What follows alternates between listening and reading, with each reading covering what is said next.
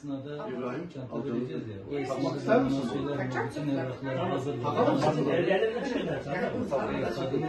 Öbür renkli bu değil mi abi? Bunu kullanır mısın? Bunu beğeniyor musun? Bak buradan da değiştirebilir. Şurada renkleri var, model var, burada da var. Burada var abi de var. Burada da var, yerde de var. Bak Burada şunlar, var. şunlar ilkokullar. Güzel mi? Kendi hangisini istiyorsa onu alsın. Bak. Bak. Üstünde beslenme çantası da var benim. Tamam mı?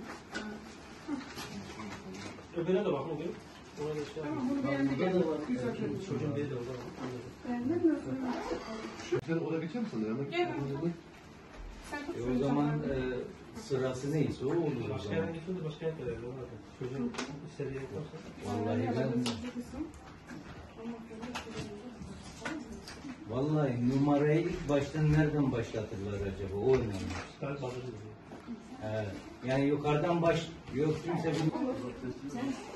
Onun için değiştirelim. Sonra değiştiririz.